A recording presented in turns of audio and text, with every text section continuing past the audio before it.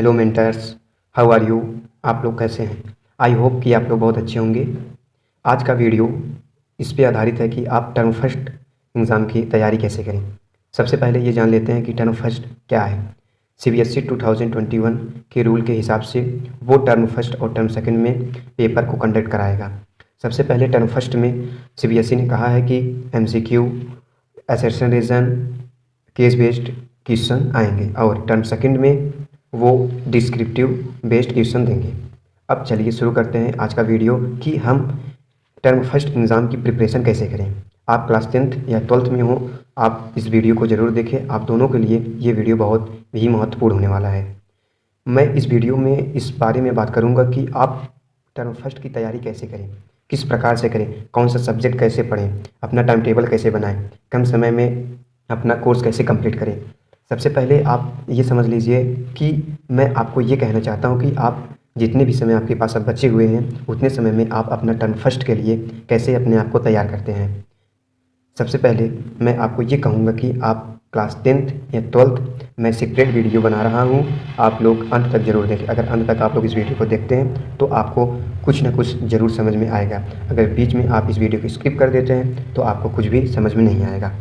इसके पहले मैंने इस वीडियो का ट्रेलर बनाया था, जो कि अगर आप लोग ट्रेलर देख चुके होंगे तो आप लोग समझ गए होंगे कि ये वीडियो कैसे होने वाला है। अगर आप लोग ट्रेलर नहीं देखे हैं तो नीचे दिए गए डिस्क्रिप्शन में मैंने उसका लिंक डाला है, आप वहाँ से जाके इसका ट्रेलर देख सकते हैं। चलिए शुरू करते हैं इस वीडियो को। सबसे पहले आप ये समझ लीजिए कि आपको कैसे तैयार करना है, टर्म फर्स्ट के लिए कैसे तैयार करना है। सबसे पहले आप अपने हर बुक को पढ़िए। एनसीईआरटी, हर एक एनसीईआरटी आप पढ़िए, चाहे इंग्लिश की एनसीईआरटी हो, मैथ्स की एनसीईआरटी हो, साइंस की एनसीईआरटी हो, ज्योग्राफी की एनसीईआरटी हो, हिस्ट्री की एनसीईआरटी हो, सिविक्स की एनसीईआरटी हो, हिंदी की एनसीईआरटी हो या इंग्लिश की एनसीईआरटी हो। ये सब क्लास 10th के लिए है। ये आप सबसे पहले हर एनसीईआरटी समझ लीजिए और एनसीईआरटी बेस्ड आप क्वेश्चन को लगाइए। आप मार्केट से सैम्पल पेपर ले सकते हैं, आप सैम्पल पेपर सॉल्व करिए। जितना ज़्यादा आप सैम्पल पेपर सॉल्व करेंगे उतना ही ज़्यादा आपको समझ में आएगा। और सबसे महत्वपूर्ण बात ये है कि आप किस प्रकार से सॉल्व करते हैं क्वेश्चन पेपर, कितना आपका सही होता है, कितना गलत होता है। जो चीज़ न समझ में आए आप उस चीज़ को अपने सब्जेक्टिव टीचर से स्कूल में पूछ सकते हैं या अपने कोचिंग सेंटर में आप अपने टीचर से पूछ सकते हैं। हर अपना वो डाउट आप क्लियर कर लीजिए जो आपका डाउट बन रहा होगा। इससे ये होगा कि आपको एक एवरेज पता चलेगा कि आप किस प्रकार से अपने आप को तैयार कर रहे हैं। क्लास 10th के बच्चों के लिए सबसे महत्वपूर्ण बात ये होती है कि कुछ लोगों का साइंस कम समझ में आता है तो कुछ लोगों को मैथ्स कम समझ में आता है। इसके लिए मैं यही कहूँगा कि आप जो साइंस वाले स्टूडेंट हो, जिनको साइंस नहीं समझ में आता, वो अधिक से अधिक समय उस सब्जेक्ट को दें जो उनको नहीं समझ में। और यही बात मैं मैथ वालों को लिए भी कहूँगा, जिनको नहीं समझ में आता मैथ, वो अधिक से अधिक समय मैथ में दें, अधिक से अधिक ज़्यादा क्वेश्चन सॉल्व करें और हर एक क्वेश्चन को समझें। अगर आप टाइम स्पेंड करेंगे अपने सब्जेक्ट के पीछे उतना ही ज़्यादा आपको समझ में आएगा। और पढ़ने से पहले आप एक अपना टाइम टेबल तैयार करें कि किस प्रकार से आप पढ़ रहे हैं। अब मैं आप क्लास 10th और 12th के लिए दोनों के लिए ये बातें कहूँगा कि आप लोग पढ़ने से पहले एक टाइम टेबल बना लीजिए कि आपको किस समय में कौन सा सब्जेक्ट पढ़ना है। इससे ये होगा कि आप एक समय में एक ही सब्जेक्ट को फोकस करेंगे। इसका सबसे अच्छा बेनिफिट ये होगा कि आप जिस समय में जो सब्जेक्ट पढ़ रहे होंगे वो सब्जेक्ट आपको ज़्यादा समझ में आएगा।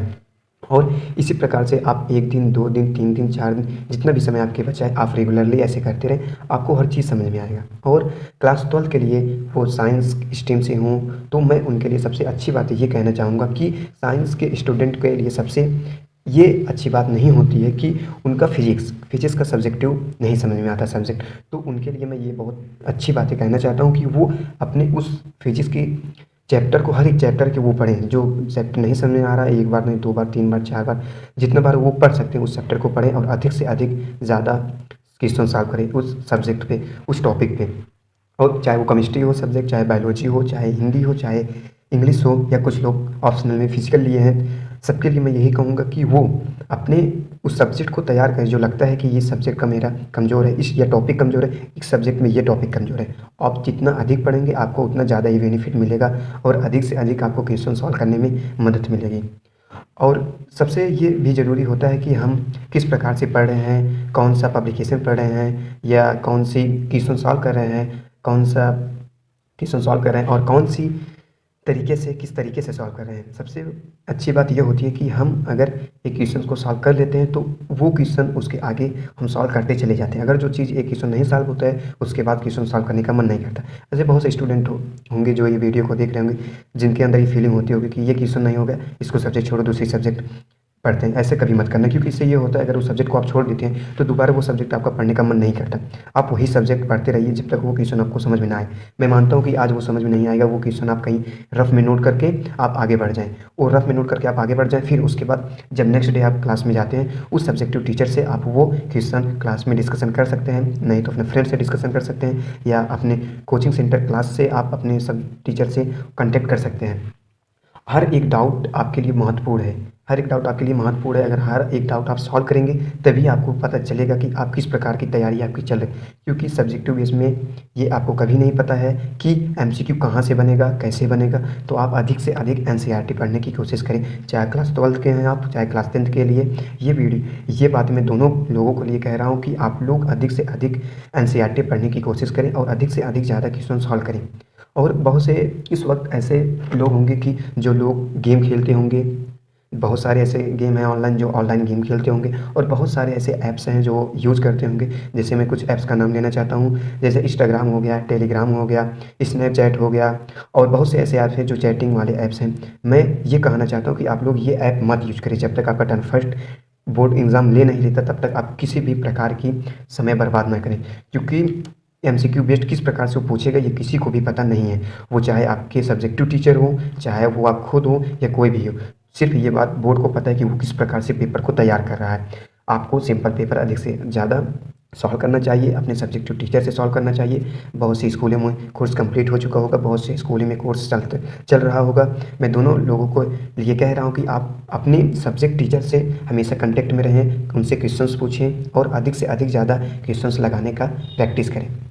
और फिर उसके बाद बहुत सारे ऐसे बच्चे होंगे जिनको ये लगता है कि हम किस प्रकार से पढ़ें, कैसे पढ़ें कि नंबर आ जाए। वो यूट्यूब पर सर्च करते होंगे कि कैसे नंबर बढ़ाया, कैसे। ऐसे आप गलतफ़हमी न पढ़ें कि आप यूट्यूब पे जाके देखने के बाद कि ऐसे नंबर आता है, ऐसे नंबर आता है, उसमें समय बर्बाद ना करें। जितना समय आप देखने में लगाते हैं उतना ही समय आप अपने पढ़ाई में लगाएं, और अधिक से अधिक, मैं बार बार ये बात कह रहा हूँ कि अधिक से अधिक ज़्यादा एनसीईआरटी पढ़ें, क्योंकि कभी कोई भी बोर्ड हो वो एनसीईआरटी के अलावा कहीं से भी नहीं पूछती। चाहे क्लास 10th की बात हो, चाहे क्लास 12 सीबीएसई की बात हो, वो एनसीईआरटी छोड़ के कहीं से भी नहीं पूछती। आप एनसीईआरटी अधिक से अधिक पढ़ने की, समझने की कोशिश करें। और सबसे ज़्यादा ये महत्वपूर्ण है कि आप कितना क्वेश्चंस लगा सकते हैं एक टॉपिक पे, एक सब्जेक्ट पे, या एक लेसन पे। जितना अधिक से अधिक आप क्वेश्चन सॉल्व करेंगे उतना ही आपको फ़ायदा होगा, और उतना ही ज़्यादा आप एग्ज़ाम में अडॉप्ट कर पाएंगे, और उतना क्वेश्चन आप सॉल्व कर पाएंगे। आप लोग अच्छे से मेहनत करें और हर वो चीज़ छीन लें जो आपको चाहिए। हर वो चीज़ आप छीन सकते हो जो आपको चाहिए। अगर आप ठान लिए हैं कि बोर्ड में हमें अच्छा मार्क लाना है या अच्छे परफॉर्मेंस करना है, तो आप ज़रूर करेंगे। और सबसे महत्वपूर्ण बातें ये भी होती हैं कि कैसे तैयार करें कोई सब्जेक्ट को, या किस प्रकार से पढ़ें, कैसे टाइम टेबल बनाएं। तो मैं आप लोगों से कहूँगा कि टाइम टेबल मैं आपको बताऊँगा कि टाइम टेबल कैसे बनाएं। आप समझ लीजिए कि आपको क्लास 10th के लिए, पहले मैं टाइम टेबल आपको बता सकता हूँ कि समझ लीजिए कि आपका सब्जेक्ट है साइंस। आपको 1 घंटा 1.5 घंटा देना है, कि जितना भी समय देना हो आप एक नोट्स पे नोट्स कर लें। जो भी टॉपिक आप पढ़ें उस टॉपिक पे आप एक रफ पे लिख लें, और फिर नेक्स्ट डे आप नेक्स्ट टॉपिक पढ़ें। इसी प्रकार से हर एक सब्जेक्ट पे आप करें। और यही बात क्लास 12 के लिए भी मैं कहना चाहता हूँ कि सबसे पहले आप जो पढ़ रहे हैं उस टॉपिक का नाम और उस सब टॉपिक का नाम आप रफ नोट्स पे आप नोट कर सकते हैं। और जैसे भी आप नेक्स्ट डे पढ़ेंगे तो आपको एक चीज़ रिवीजन होने के बाद नेक्स्ट लेवल पे आएंगे, और ऐसे लेवल बढ़ते बढ़ते एक ऐसा समय आ जाएगा एग्ज़ाम से पहले आप हर वो चीज़ समझ जाओगे और क्वेश्चंस भी सॉल्व करने लगोगे। ये पढ़ने का तरीका है। और सबसे अच्छी बात ये होती है कि अगर हम कोई क्वेश्चन सॉल्व कर लेते हैं तो उस सब्जेक्ट में हमें बहुत ज़्यादा फोकस नहीं करना पड़ता है। लेकिन ऐसी गलत बात है, आप हर वो सब्जेक्ट पढ़ें, वो चाहे आता हो आपको या ना आता हो।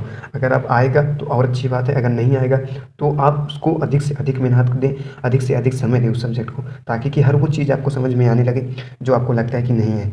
और फिर उसके बाद मैं आपको बताता हूँ कि आपको कैसे, किस प्रकार से आपका पेपर के लिए तैयार होना है। सबसे पहले आप अपने पेपर को देखिए, सैंपल पेपर को आप देखिए, जिस प्रकार से सैंपल पेपर पर दिया गया हो उसी प्रकार से आप अपनी तैयारी शुरू करें। और सबसे महत्वपूर्ण बात मैं ये कहूँगा कि आप सबसे पहले जाके आप सीबीएसई की वेबसाइट पे अपना सिलेबस चेक करें। जो जो सिलेबस में आपका आया है आप वही टॉपिक ज़्यादा पढ़ें, क्योंकि बिना टॉपिक, बिना एनसीईआरटी से वो कहीं से नहीं पूछ सकती। कभी भी सीबीएसई पूछती है तो वो सिर्फ एनसीईआरटी बेस्ड क्वेश्चन पूछती है, और एनसीईआरटी बेस्ड क्वेश्चन वो हमेशा पूछेगी। आप एमसीक्यू बेस्ड आ रहे हैं तो ये कोई नहीं लगा सकता आशा कि कहाँ से उठाएगा। तो आप एनसीईआरटी की हर एक वो लाइन पढ़िए, कोई भी सब्जेक्ट हो। मैं इंडिविजुअल एक सब्जेक्ट के लिए नहीं कहता हूँ, वो चाहे साइंस हो, चाहे आपके फिजिक्स हो, चाहे केमिस्ट्री हो, चाहे बायोलॉजी हो, चाहे हिंदी हो, चाहे इंग्लिश हो, चाहे फिजिकल हो, चाहे सोशल साइंस हो, चाहे इकोनॉमिक्स हो, चाहे ज्योग्राफी हो, चाहे हिस्ट्री हो, चाहे सिविक्स हो। तो आप हर एक सब्जेक्ट की लाइन टू लाइन पढ़ें और उससे समझें। अगर जो नहीं समझ में आता तो आप अपने सब्जेक्टिव टीचर से उसे पूछें। हर एक चीज़ आप अपने क्लियर करें। अगर आप हर चीज़ क्लियर करते हैं तभी आप अपने परफॉर्मेंस अच्छा दे पाएंगे आप अपने उस सब्जेक्ट के प्रति। और अब मैं आशा करता हूँ कि आप लोगों को ये वीडियो बहुत ही समझ में आया होगा, बहुत अच्छा आया होगा। तो आप अपनी तैयारी करते रहिए। मैं आपसे यही कहूँगा कि आप अपनी तैयारी अच्छे से करते रहें।